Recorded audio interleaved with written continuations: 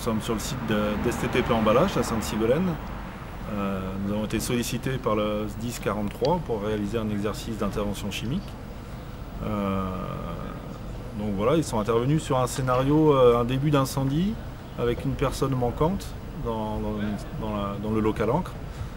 Donc c'est le camion de secours incendie qui arrive en premier, qui a secouru la victime et qui a identifié le risque chimique et qui a appelé le support qui arrive du Puy-en-Velay et pour l'exercice aussi un camion de la Loire. Donc voilà, on n'a pas de vrai risque chimique chez nous, seulement un risque incendie, mais ça a permis aux équipes de s'entraîner sur un vrai site industriel. Donc après le débrief, on va faire avec les pompiers une visite de l'usine, ce qui leur permettra aussi de mieux connaître le contexte. Et puis pour nous d'échanger et d'améliorer nos procédures d'évacuation. C'est le deuxième qu'on fait en 6 mois. On a fait vraiment un exercice incendie avec eux. Donc c'est un partenariat pour nous qui est important. On a un pompier volontaire qui est conventionné. Ça veut dire qu'on l'autorise à suivre des formations avec les pompiers sans qu'il perde de salaire ni de jour de congé. Et c'est un partenariat qui est vraiment poussé par le SDIS 43 aujourd'hui. On a reçu la semaine dernière, lors d'une soirée, un diplôme d'employeur de pompiers volontaires. Et c'est vraiment une démarche qui se construit entre les industriels et les secours aujourd'hui. Alors pour nous, c'est l'occasion de tester nos procédures d'évacuation, d'appel au secours, des secouristes. Donc ça permet à la fois à eux de s'entraîner et à nous de progresser pour les accueillir le mieux possible. Bien, donc cet exercice il est organisé dans le cadre d'une formation de maintien des acquis qui est réalisée entre le SDIS, le service départemental d'incendie et de secours de la Haute-Loire et de la Loire en commun. Donc on forme les équipes spécialisées en commun entre les deux services départementaux. On avait un objectif, c'est de mettre en œuvre tout le matériel spécifique de la cellule chimique.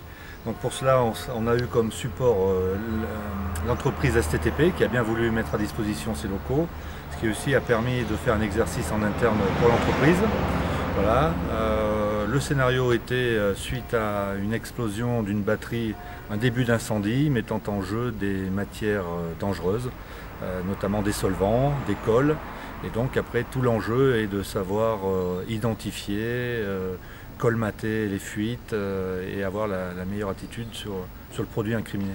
Ici sur l'est du département, nous avons un bassin à risque industriel très important, essentiellement basé sur l'industrie du plastique, un peu de textile encore.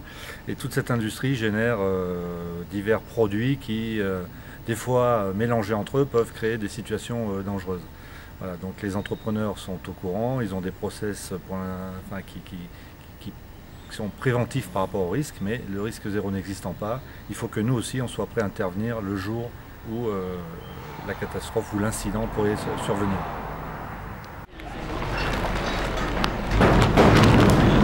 Il n'est pas corrosif, il est juste toxique, donc en fait faut pas l'inhaler, c'est tout. Hein.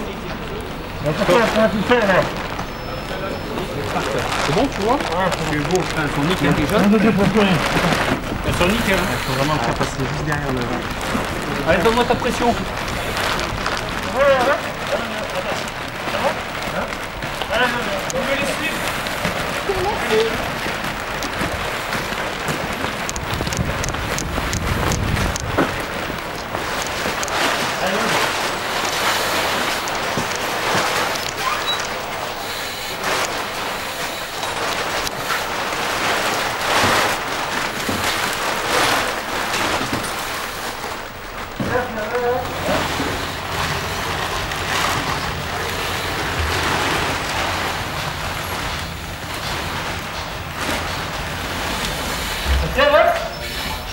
Ouais, ça tient, mais on va confirmer quand même.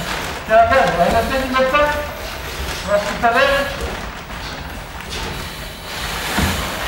On va se faire une tour. Attends. On va mettre un deuxième. Hein? On va mettre un deuxième. Ouais. Vas-y, vas-y.